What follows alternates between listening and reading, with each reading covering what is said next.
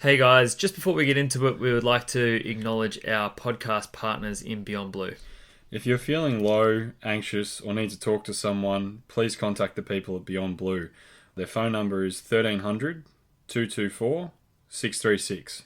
You can visit them on the website as well at www.beyondblue.org.au/get support. Enjoy the episode. Thanks, guys.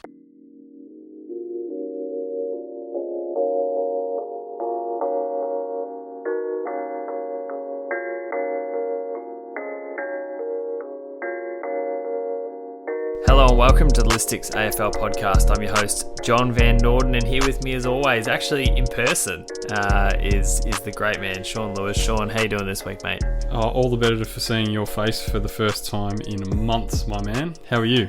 Yeah, I'm really good. It feels... It's not months, it's only been weeks. Apologies. I mean, we caught up once in between, but it's entirely different doing this stuff face to face. Typically, Sean and I try to prepare all of the episodes by ourselves, and then we come together and try to stitch it together. And sometimes we even jump on the call an hour beforehand and write the episodes together, but remotely. Doing it in person right now has just helped so much. And Sean was over for dinner beforehand. It's just nice to see people that you know and catch up on the things that you love to do. And yeah, it's been a nice evening so far. We're planning 2 episodes tonight, so the second episode I'm not assuming for me will be as nice, being that that's a last day of the trade period review episode. But yeah, I'm happy to start with. Well, not really. It's actually just double paying because West Coast obviously were the team that beat Collingwood in the 2018 grand final as well. So I'm not too happy about the topics we're covering, but the company is okay. Oh, I'm glad, mate. Mental health minute. How are you doing? How has your mental health been this last week? I guess it is. I'm good. I'm in a pretty good place. Work is hard. It always is, and I think there's always a lot of anxiety that plays into my every single day at work, which I kind of enjoy. It sort of drives me forward, but I was having some conversations with colleagues and different people this week about how it's feeling very tiring running into the end of the year, and a lot of our clients are feeling the same thing, and a lot of the people that I know are sort of running out of gas towards the back end of the year, and I just sort of going in with the same mentality that I would like to think I always go in, but I feel probably a bit more passionate about it this time, which is that we are all going to have a break in a month. Like in a month's time, every single one of us will pretty much be having a break. Most of us will be taking time off between Christmas and New Year's, and that will be at least a week of complete relaxation and stepping away from work. So for me, I'm just treating this as I can run twice as hard rather than jog into the finish. I know that it's going to be over soon, so just run twice as hard, and that's sort of the way that I'm feeling about work right now, which is great. I may not be necessarily doing it all the time. Like, you still have that level of tiredness that applies, but if you're going with that mentality that I'm pretty close, so now I've got to double down. Probably like Richmond in the grand final, really. No, Sean's laughing in the background, but no, seriously, like when you watched Richmond in the grand final, they can see the end, and you can see them put the foot down and run harder. And try to extend the lead further and dominate, which is, I think the mentality that I'm trying to take into the end of the year. But I'm feeling pretty good. How are you doing, mate? Yeah, going well, mate. It's good to hear you be open about the fatigue. I think we spoke about it on the last one. Just there is a degree of fatigue into the end of the year. So even you saying you're going to double down and work hard and know that the break's coming, it's probably also just worth keep checking yourself if you're going to do that. It's really just that that run into Christmas to me is just that time where we all probably let our guard down a bit. I noticed it today on the road, even driving up here. And I mean, even through the whole lockdown stuff, I've been driving around a fair bit because of my work. And I noticed tonight particularly just people, they're not crazy on the roads, but I think people haven't driven for a long time. So everyone's skills aren't as sharp as they used to be. and it's just something to be really cautious and careful of. And that fatigue running into Christmas and all that, it just, to me, it's a huge warning sign that people can have some incidents and that sort of thing. So we just want to avoid all that. And so for me, I guess probably in my line of work, which is more down the construction path, we're going kind of safely and cautiously into Christmas at the moment. That's probably the mentality I'm taking in. I'm very busy at the moment, which is lovely. I do enjoy being busy. I do enjoy having my days reasonably full. But at the same time, making sure I switch off from work has been a real big focus for the last few weeks. And, turning off the computer, not checking the work phone over the weekend and that sort of thing. And I find that's been really mentally refreshing for me. So, coming into the festive season, the calendar gets filled, and we're just waiting for restrictions this Sunday. I think I was saying this to you before. I know at the moment I look at my calendar in December and it's pretty open. The moment we're advised how many people can come to the households in December for Christmas, I can see my calendar getting very full very quickly. And so that I guess the thing is I know it's coming and I'm embracing it and not letting it bring in any anxiety or stress or anything, which it can. And especially coming out of lockdown, we all need to pace ourselves, but then we're coming into Christmas and we all love our families, but sometimes holding 4 different family events with the same family can take its toll on everyone. So it's important that give yourself space for recovery and everything. So that's really been probably our focus, mine and my wife's focus, especially having a little bub. It's just making sure we get our family time and our space. But yeah, other than that, everything's it's an adjustment the last few weeks with the state opening back up and people getting out and about, and just can't see anyone's faces, but you can tell there's a lot of smiles out there at the moment, and the weather is just awesome in Melbourne. I mean, it was 33 or something today, or 35 even, in some places. So down our way, down by the beach, was lovely and packed, and just good to see people out and enjoying life again after what was a pretty tough 5 month slog. So well done, Melbourne, again. And it's pretty good. That's good, mate. Yeah, I like your thinking. It's a level of mindfulness heading into the end of the year. Even my thing it's a different thing, but it's still about mindfulness heading into the end of the year. It's about thinking about it and actively choosing the way that you're going to respond, rather than just, as I said, exposing yourself to too much stimulation and not thinking. So I really like that approach.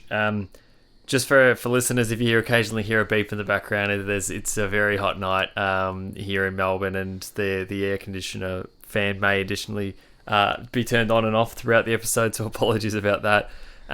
But that's okay. It sort of suits the hot and cold nature of our team we're reviewing this week in West Coast. They have been known to be, and probably prove to be again this year, flat track bullies, or winners on their own home grounds, and home turf champions, but they couldn't really win away. I know that they lost in the final as well at home, but it was definitely a season of 2 Eagles teams this year. The first 6 rounds, and then their massive streak of wins and dominance at home. But I mean, the West Coast Eagles should be a good team. They're pretty old, aren't they? What's this profile like? Yeah, absolutely. So jumping into the demographics, so average age 24 years 9 months, so they were the second oldest in the AFL this year. Median age was 24 years and 3 months, 4 months kind of area, so that makes them 5th for the median age. Average games was 77.8, so 3rd overall, and the median was 39.5, which is 7th overall. So I guess indicatively looking at that, their middle player on their list is not as experienced as you would expect, which says that a lot of their list is in the top, is in the above 24.3 years old. I guess we've spoken a lot about these sorts of teams. I think Geelong fall into this category as well, where you've got a lot of top-heavy experience.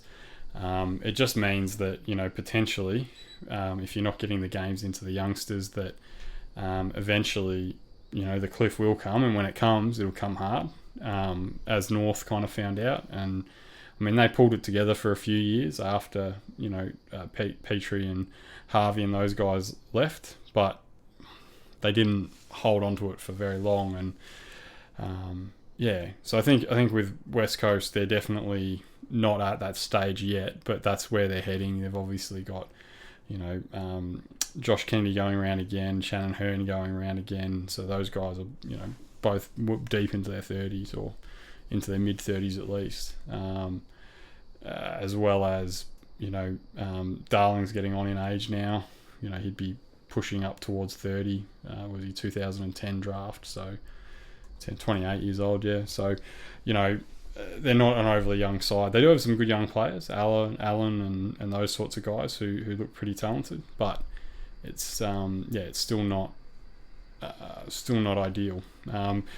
Going through their depth chart, they've got 2 key forwards, but they've got 3 players at that kind of 191 centimetres, and I think Jack Darling would be one of those. They've got 11 general forwards, 12 midfielders, 5 rucks, 9 defenders, and 5 key defenders. So, if you include the 191, 192 as the keys, especially a guy like Darling who does play as a key forward, they've kind of got, maybe you'd classify 3 to 5 key forwards and 5 key defenders, which is all right. But then that obviously takes out of their general forwards pool. They don't have a lot of utility players as well, which was a bit of an oddity in their list. Not a lot of guys that swing forward midfield. They're very traditionally role-dominated team, so their midfielders play midfield typically. Their forwards play forward and their backs play back, which kind of bucks a fair bit of the trend we see around the league at the moment, which is, it's nice to see. But yeah, I like it. They're a pretty steady and stable team over the course of the last few years. Obviously, they had some additions and changes, and looking at some of those, the addition of Tim Kelly, obviously in the off-season of last year, was one of those. That was Tim Kelly in with Geelong's 3rd round pick in 2020 and pick 52 in the 2019 draft for 14, 24, 33 in 2019 and West Coast's 2020 first round pick. So it was a hefty price to pay, but that was one of the players they brought in. The players that went out were Chris Maston, Patrick Bynes, Fraser McInnes, Brodie Rake, Kurt Mutimer, Keegan Brooksby and Matt Allen. So really not many, with the exception of Chris Maston, who was a long-standing player at West Coast, famously part of the Chris Judd trade, as the pick that moved for Chris Judd at least. Yep. But really his output was more than replaced by the acquisition of Tim Kelly. So pretty stable team, and they're going to be relatively stable again this year. When you look at their key players, that'll change a little bit over the next 3 years as some of their older players move on. So Nick Nat is getting on. He's in their key players now. JJK is definitely in their key players still to this day. Darling, McGovern and Gaff are probably their core. They've got some good midfielders, and I really like players like Kelly and Shuey and those types, but really they're at their most powerful and dangerous when Darling, McGovern, Nick Nat, JJK are all up and about, and Gaff running all day on that wing. So their future still looks bright, though, as Sean sort of mentioned before, with Allen. He's a great young player coming through. Kelly, that trade, he's not really young, but he'll be there for the... he's only, was he 26? Yeah, so he'll be there for when we talk about their future being at least 3 years' time. Yeah. McGovern will still be around and Gaff will still be around. I guess that 5th spot is sort of the question for me, because they do have some older types. So I was thinking maybe Barras, maybe Duggan. Duggan showed a little bit this year, but not in a very damaging role, just in a accumulation type of role. So I think probably Barras is that next person to continue to come through. Yeah, I mean, ideally they'd probably like, if JJK leaves, they'd probably like Brander to come on. Yeah. I think for them not to bottom out, Brander, and even, if he can get over his concussion issues, Venables as well. If those guys can, get into the best 22, it'll make a big difference to them. Yeah. But run through the best 22.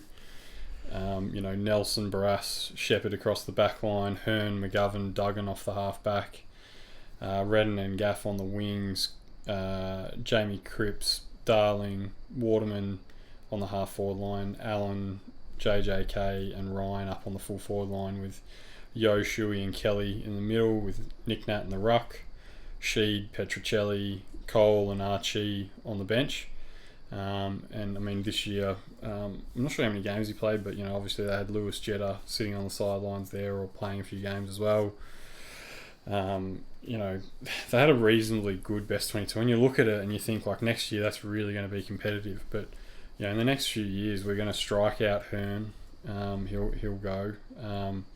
Brad Shepherd, he is getting on in age as well. Redden, how old's Redden these days? Yeah, Redden's going to be getting close to 30 or 30. Yeah, obviously JJK, Nick Nat, Yo's getting up in the high 20s, Shuey's getting up in the high 20s. You're starting to see the next few years are really, really critical for West Coast. And, if they can potentially, convince a good free agent or something to go back, or which I think we'll talk about in a minute.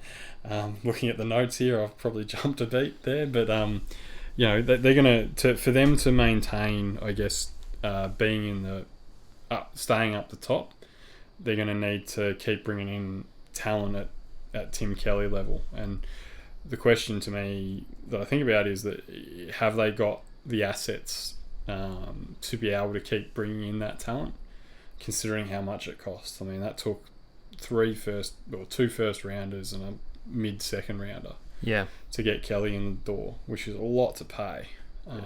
Very much to pay. Yeah. So, but that said, it's a good team. I think it's going to be really competitive next year, and especially as you mentioned, that home ground advantage, and hoping that football's back to a more normal structure next year. I think West Coast should definitely finish, in the top 8. They're definitely pushing to be in that top group. Yeah.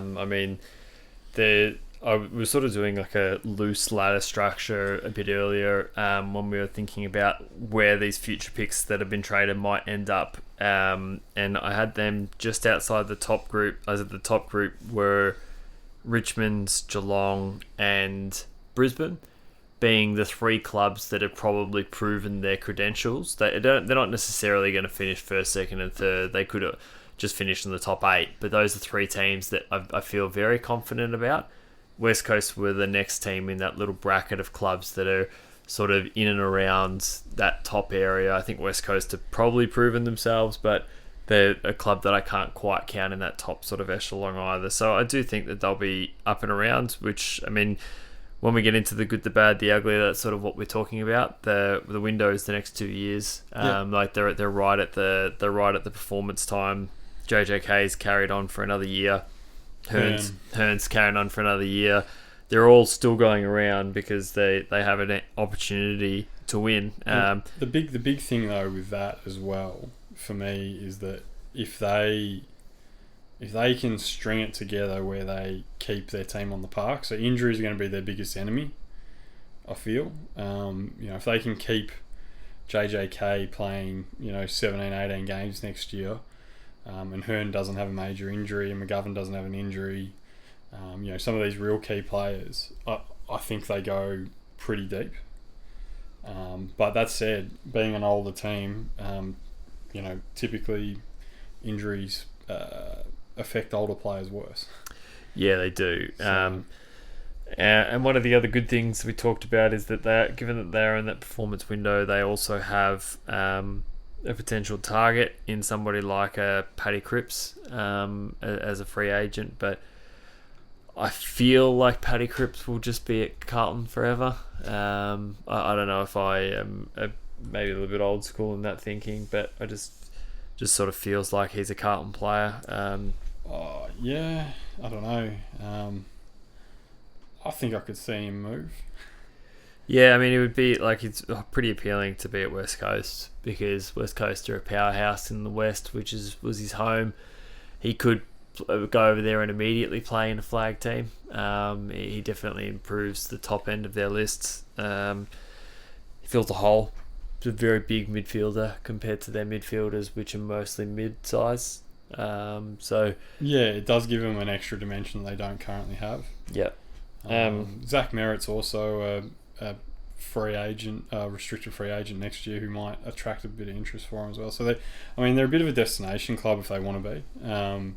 Obviously, they've just picked up Alex Witherden for a steal. Yeah. Which, next year Alex Witherden comes in and, potentially moves into that Hearn role later down the track, although he's not quite as tall. But certainly that distribution that Hearn offers. So, I think they've been able to, like in this year's trade period, I think, they haven't done a lot, but what they've done has been very smart. They've sneakily found out that Witherden's on the table, and they've gone sniffing, and not only have they picked him up, but they've picked him up for a bit of a steal, really, for hardly anything. Yeah. And I mean, they sort of need to, because when we move into the bad, we've got the 14 of their best 22 players are above 27 years old. So they do need to start bringing in some younger players to start regenerating this list. Yeah. We'll get into this a little bit more when we talk about the delistings. But the downside of guys like your JJKs, who you do need if you're going to be in that flag position continuing on, is that you have to just create list space elsewhere.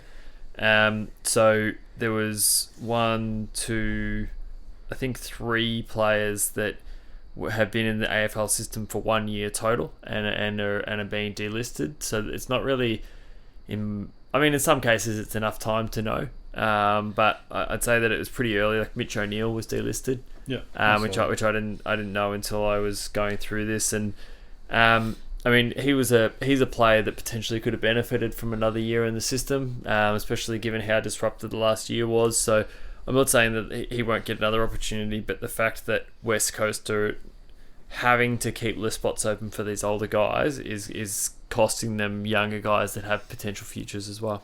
Well, it's like, you run yourself into the problem that Geelong kind of had, where, they're entertaining trades for, guys like Lockie Fogarty, and although Charlie Constable didn't get traded, he's another one that potentially could have gone, and Jordan Clark, who, in 5 years' time, they're what stop you being at the bottom. But I guess the thing with West Coast is that, they're pretty fully committed to the direction they are in win now.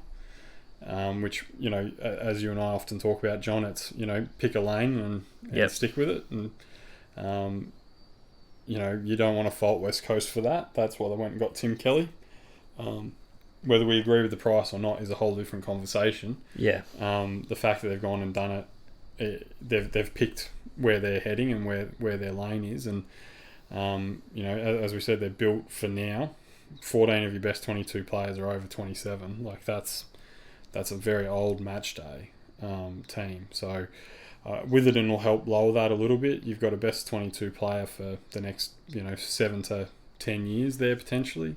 Yeah. The other thing that you kind of went through and had a bit of a look at their under 22s to really see what they've got coming through, and probably 50% of their under 22-year-old players probably won't make it is probably the assessment at the moment, and part of that simply is lack of opportunity. Yeah.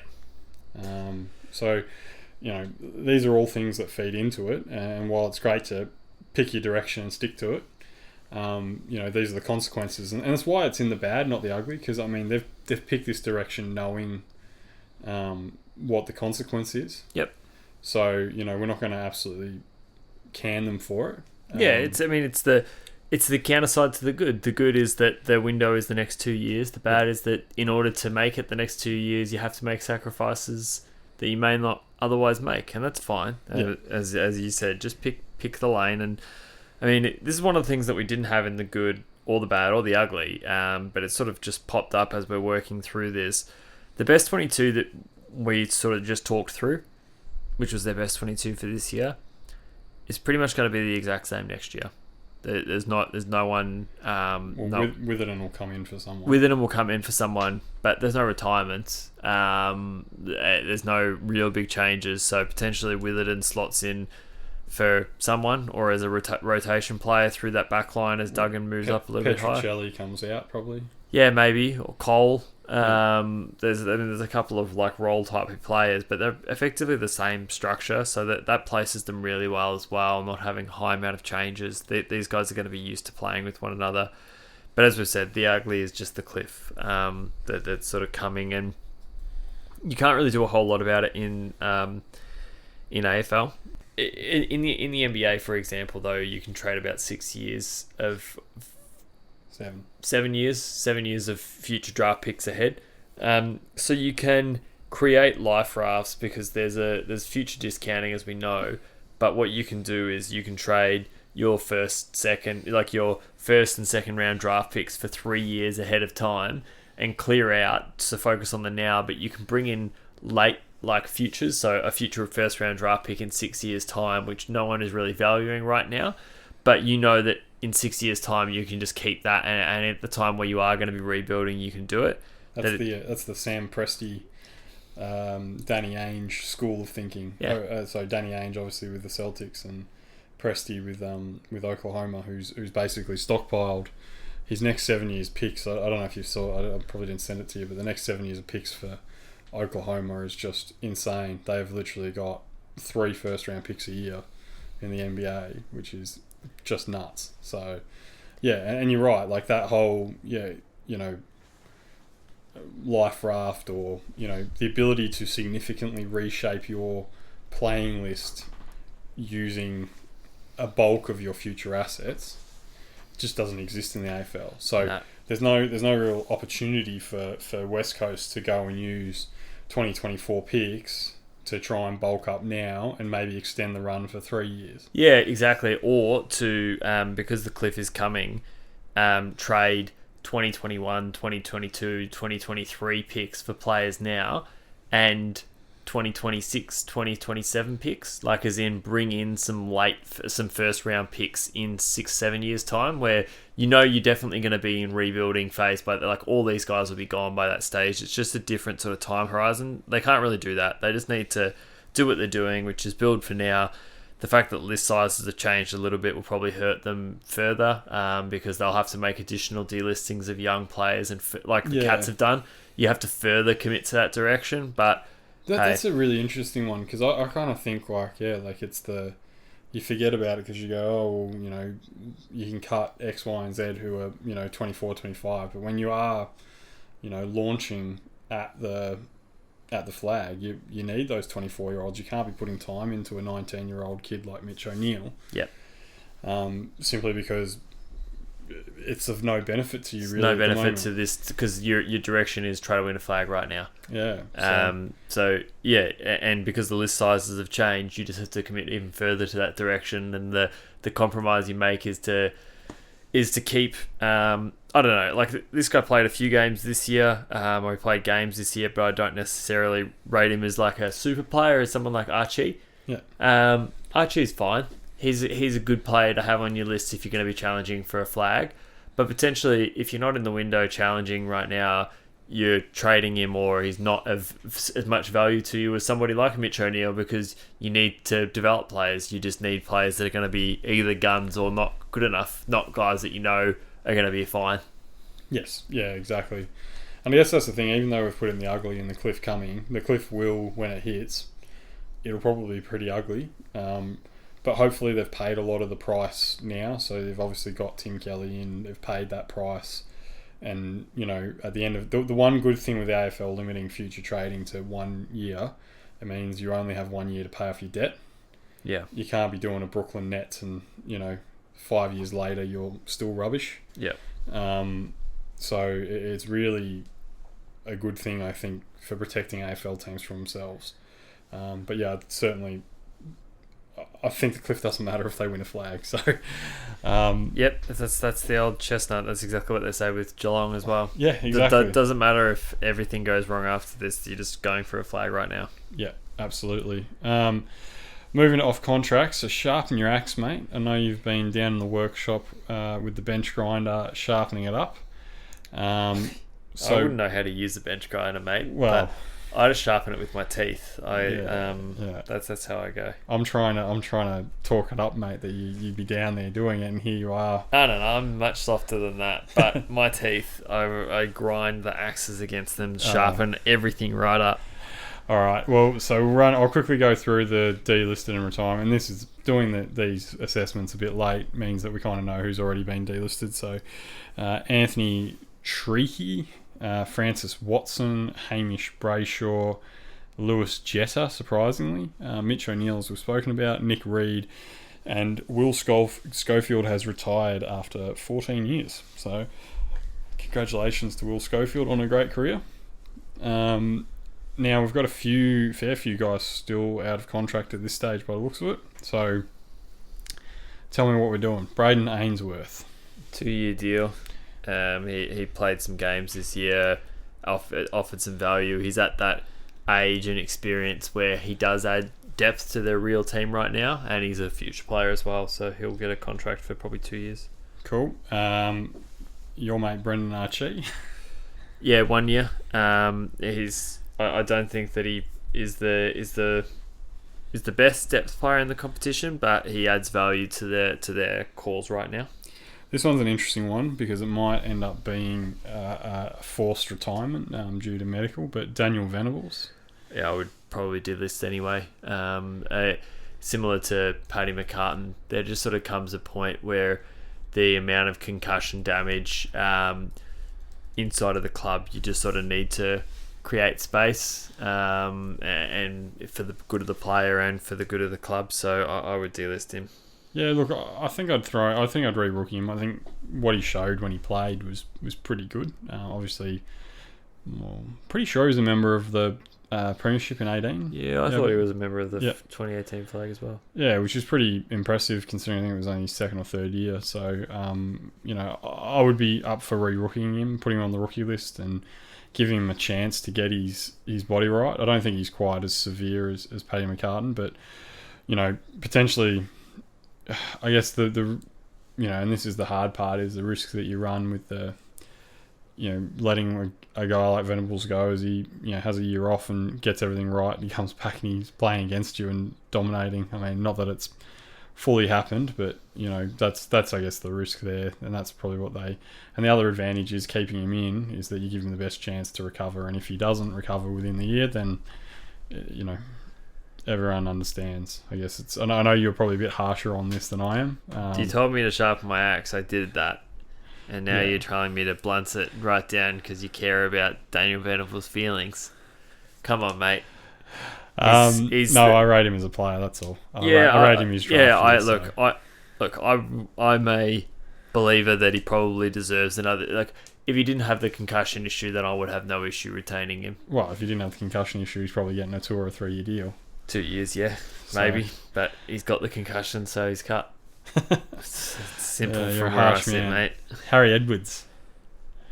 Yeah, don't know enough about him. Haven't seen him, so let's delist him. Jeez. All right. Wow, that was just savage. Brutal. Sorry, Harry. He is a key position player. Position forward. Maybe give him a year then. If he's bigger, sometimes those guys take a little bit longer, so you can give him 1 year.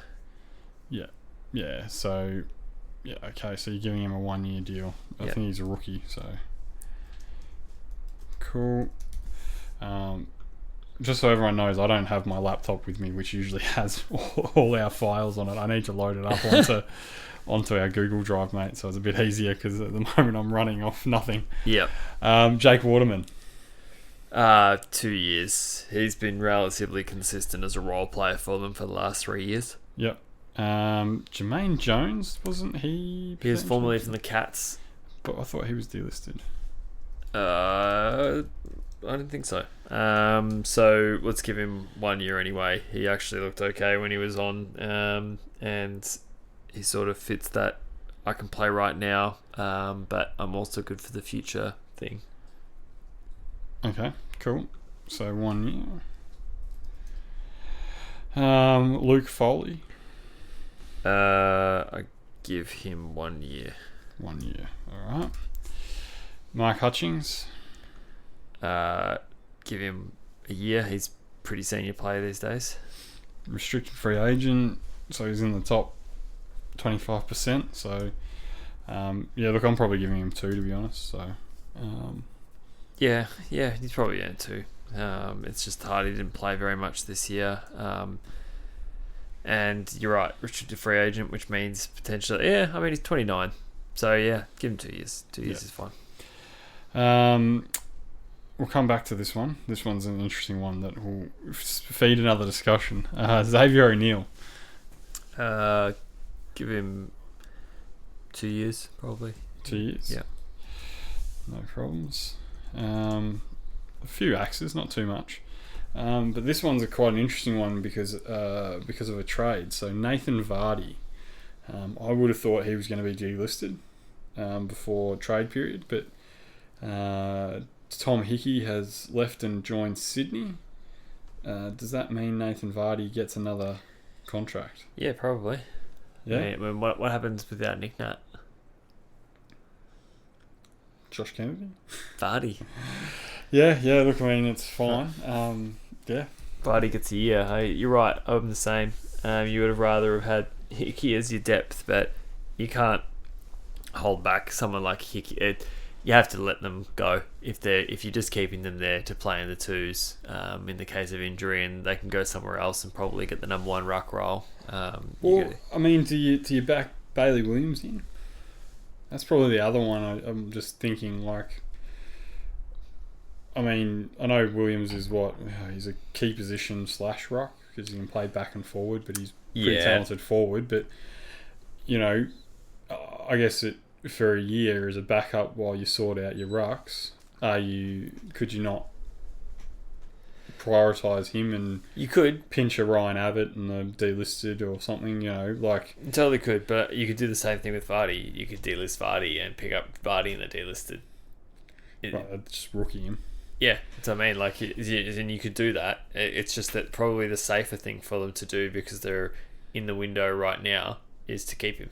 Yeah, look, I don't disagree. I guess I'm just thinking, like, it's interesting to think like a player before trade period was probably done at the club, and then one change, and he's probably going to get another contract, which is good. But what's the alternatives is, I guess, what I'm trying to challenge out of it is, I guess Bailey Williams in my head is probably the natural alternative. Does he then jump Vardy for he probably does second? Anyway. He probably does regardless of whether Vardy's signed or not. I think he's a better ruckman, but just for the level of depth and coverage that they need, just in case of an injury to Nick Nat, and the fact that they're playing for now, they probably just have to give him a 1 year deal. Yep. Fair call. Alright, what's missing? I think we've talked about this already. Yeah, I mean, it's pretty obvious that youth is missing. But I mean, if you're talking in line with their strategy, which is senior players win right now, not a whole lot. I mean, they're pretty well balanced. They've got good midfielders, good forwards, good backs, an elite ruckman. They can all play the game. I mean, they could definitely win the flag. They've got all the right pieces there. Probably they were missing the Willie Rioli type of small forward. Yes, I'd agree with that for sure. And look, they didn't get his replacement during the trade period or anything. Obviously, they made that trade with GWS, so they brought in a player that can play that position, but it's not the same as someone who's a natural in that role, like a Rioli, like a Liam Ryan. So they're probably still a couple of pieces short, but nothing that they can really do anything at the draft about, I don't think. Yeah, well, they've got a pretty weak hand at the draft, obviously, which we'll touch on in a second. But I guess, like, you're right. The Willie Rioli role is probably, for the way they play, would be certainly very handy. I think as well that second wingman is an interesting one for them. Like, obviously Gaff is definitely wingman number one. It would have been interesting if they had gone for like a Tom Phillips. Yeah. I would have liked to have seen them do that. Yeah. And they've been playing Red, and they've played a few other guys through there. Potentially with Witherden coming in, could he potentially play wing? Probably. Or can he release one of the half-back flankers down the ground? Probably releases Duggan to play on the wing. Yeah. I mean, I guess that's probably, if we're talking like, what's the difference? I mean, this year they got knocked over by Collingwood in the finals at home, which was barnstorming Pies. That's it. The one-trick ponies. It'll be the last Pies win in 5 years. I guess when thinking about it, like, they,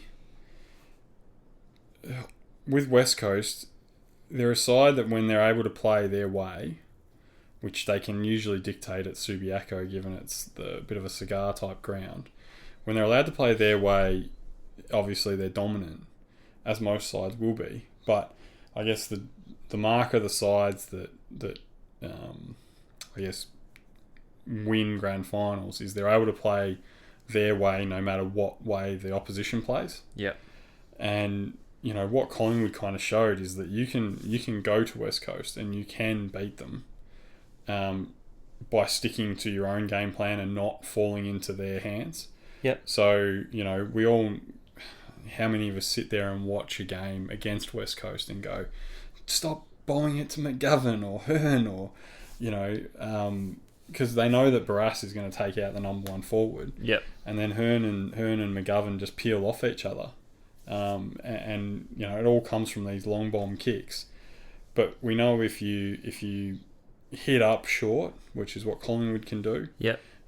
Or if you move with pace. Yeah, if you break the line and kick over the top of it, then you can get space out the back. So with that in mind, and the fact that they're aging as well, so that's probably one thing they really lack is a lot of pace. So, you know, as they age, potentially sides have got to move quickly to exploit them. Yeah. And so I guess thinking about, you know, what are they missing there, I would probably say, you know, they're missing that speed in the back line.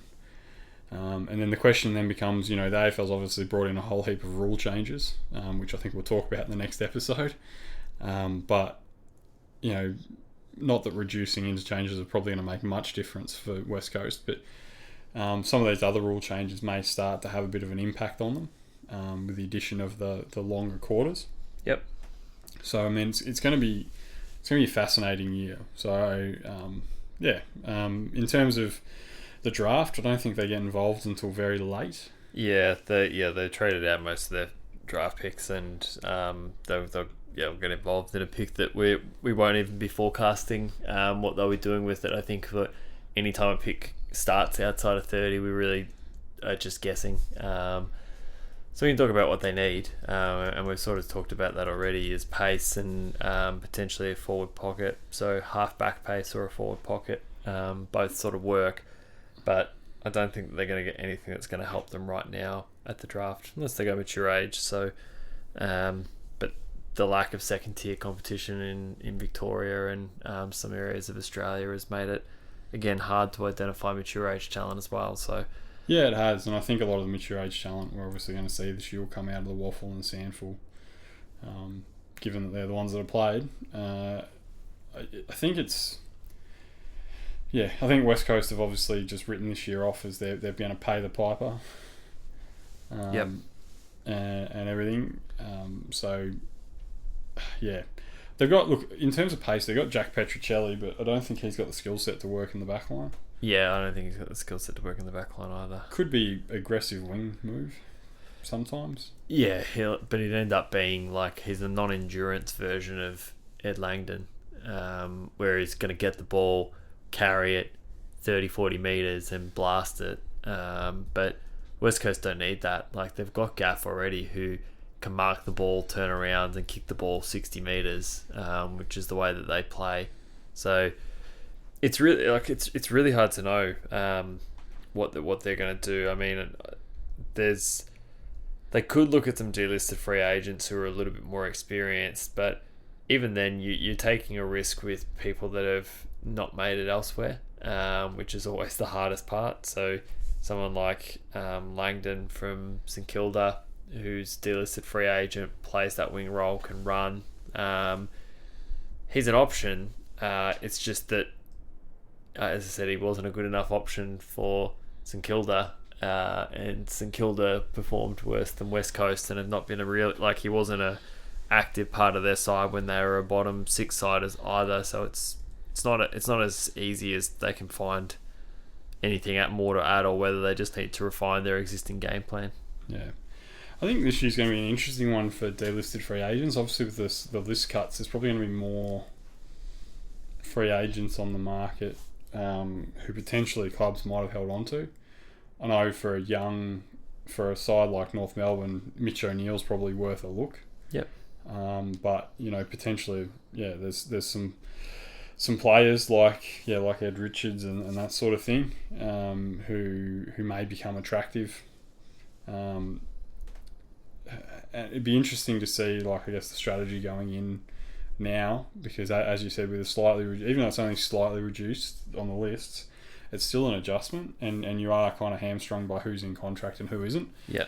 So it'll be interesting to see how clubs adjust, and clubs that are already going down this path of older, what changes do they make? Do they go try and grab a Oscar McDonald for depth in the back line or something like that? You know what I mean? Yep. And in that way, they could quite easily delist a lot of the guys that we spoke about before. So yeah, I mean, it's a fascinating year in West Coast being such a stable side. There's not really a lot to talk about, and really, I think they're probably going to go through the end of the year being quite boring. They'll go and use whatever pick they have. I think it's pick 62 at the moment, after all the shuffling has happened. That might come in a few after some bids are matched, so it might end up in the mid-50s, yeah. But realistically, they'll just probably pick some speculative players, maybe some mature ages from the waffle that they've had a good chance to run their eye over. And yeah, I think it's going to be pretty non-eventful rest of the year for them. Yeah, so do I. I think that the big thing for them is just performance. So get everyone cherry ripe for round one and try to get a top 4 position. I think that was their problem this year, was that they couldn't falter. And really, they didn't falter by much in that final where they lost by 1 against Collingwood. They were probably the better team. Collingwood got lucky with a few freak goals, but the way that West Coast were playing wins them 70% of games, which is high and long to the top of the 15 metres out directly in front, let their keys mark and kick goals from directly in front. So, but isn't that just West Coast? It's system. Everything is system. And if it doesn't fit, if the system doesn't work, then they lose. Yeah, I totally agree. And look, teams can win flags by doing that. They were a system team 2 years ago as well. Yeah, true. Yeah. So systems can definitely work. You just need to not allow the opposition to get to play their way and break your system for long parts of the game. I think that's the thing though with a system team, I guess Richmond are very much a system team as well, but Richmond have that game breaker in Dusty who can turn it on. Yeah. They've also got Noah Bolter, who's an absolute wild card down in defence as well, who can do some pretty awesome stuff as well. And they've just got a couple of blokes who are a little bit, they don't quite fit the system. Yeah. But they're individually brilliant enough. And Jack Rewalt's a good one. I mean, he plays his part in the system because he sits forward, and he does the right things. But ultimately, despite being a system-based team, they do rely on individual brilliance to give them that extra 5%. Yeah. And, even Geelong's a good example. Like, they tried to be very disciplined with their system this year and playing Dangerfield in the forward line and all that sort of stuff. But ultimately, when the crunch came, Danger was in the middle because he's a game breaker. Yeah. And that's really probably what West Coast are lacking. I don't know whether that's coaching that's restricted a guy like Tim Kelly from being that, or it's just simply the system they play means that, Josh Kennedy, we just kick it at Josh Kennedy or Jack Darling and we kick bags, and the Crummers, Jamie Cripps makes the most of every opportunity, and that's really what West Coast do. They create an opportunity and they make the most of it. I think, they beat teams this year despite losing inside 50s a lot, which is what they kind of do. But, I think it's... Yeah, it's a fine way to play. You're right. It's not going to win you in all situations or give you a chance to win in all situations, because you can lose system versus system, which they do. But it'll give them a chance, given that they're an aged team. It'll give them a chance to compete, and if their system's working on the day, it'll work. It's worth noting as well, one of their big systems players for me is Hutchings, who played 3 games this year, was injured, didn't play finals. Hutchings pretty much removes the opposition's best midfielder.